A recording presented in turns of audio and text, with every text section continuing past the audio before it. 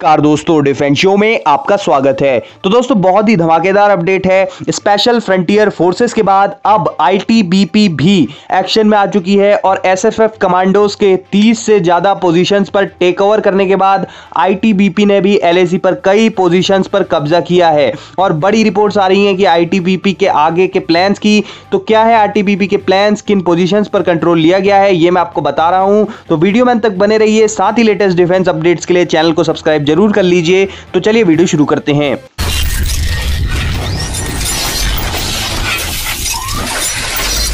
तो दोस्तों, भारत लगातार एक्शन मोड में है और लगातार एलएसी पर अपनी स्थिति मजबूत करता जा रहा है। तो एडिशनल ट्रूप्स तैनात कर दिए गए हैं एलएसी पर भारत की सीमाओं की सुरक्षा के लिए। वहीं भारत और चीन के बीच टेंशंस और भी बढ़ते ही जा रहे हैं और अब इंडियन आर्मी और स्पेशल फ्रंटियर फोर्स के बाद आईटीबीपी यानी कि इंडो तिब्बतन बॉर्डर पुलिस के जवानों को भी तैनात कर दिया गया है स्ट्रेटेजिक हाइट से चाइनीज पोजीशंस का जायजा लेने के लिए। और रिपोर्ट्स के हिसाब से करेंटली करीब 5000 आईटीबीपी जवान पोस्टेड हैं लद्दाख और दूसरे बड़े एरियाज में। ईस्टर्न लद्दाख में सब सेक्टर नॉर्थ से सब सेक्टर साउथ तक चाइना के इन्फिल्ट्रेशन को रोकने के लिए एलएसी पर आईटीबीपी के जवान भी शामिल हैं। तो जैसा कि इंडियन आर्मी 30 से ज्यादा हाइट्स को डोमिनेट कर रही है, तो वहीं आईटीबीपी ने भी ब्लैक टॉप हिल के आसपास के छोटे छोटे पॉइंट्स को ऑक्यूपाई कर लिया है। और रिपोर्ट्स की माने तो आईटीबीपी के जवान जो कि फुरचुकला पास से होते हुए निकले थे, वे अब कुछ स्ट्रेटेजिक हाइट्स को कैप्चर कर चुके हैं जो कि पहले अनऑक्यूपाइड थी। अभी तक आईटीबीपी पेंगोंग जो के सिर्फ नॉर्थ साइड में ही तैनात थी, जहां पर वे धनसिंग पोस्ट और फिंगर 2 और फिंगर 3 के आसपास के इलाकों में तैनात थे। लेकिन अब पूरे पेंगोंग रीजन में तैनात कर दिया गया है आईटीबीपी को।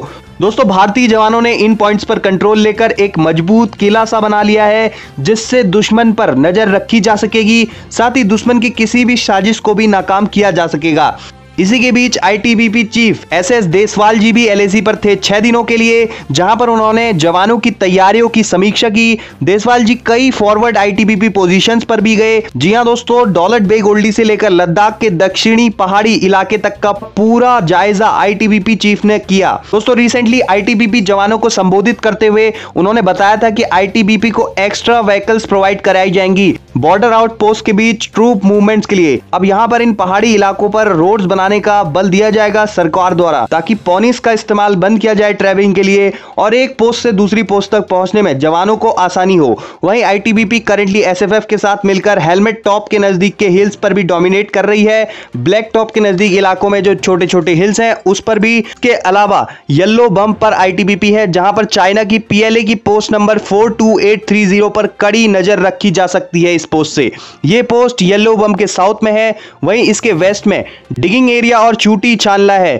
दोस्तों, करेंटली आईटीबीपी के पास एलएसी के अलोंग 39 से ज्यादा परमानेंट डिफेंस पोजीशंस हैं और वहीं चुशुल और तारा बॉर्डर पर भी आईटीबीपी जवान अच्छी खासी संख्या में हैं। और आईटीबीपी के एक सीनियर ऑफिसर ने बताया है कि अगर जरूरत पड़ी तो आईटीबीपी की एक्स्ट्रा कंपनीज चंडीगढ़ से एयरलिफ्ट कर ली जाएंगी। तो ये था आज का अपडेट। आप क्या सोचते हैं इस बारे में कमेंट सेक्शन में जरूर बताएं। साथ ही लेटेस्ट डिफेंस अपडेट्स के लिए चैनल को सब्सक्राइब कर लें। जय हिंद, वंदे मातरम।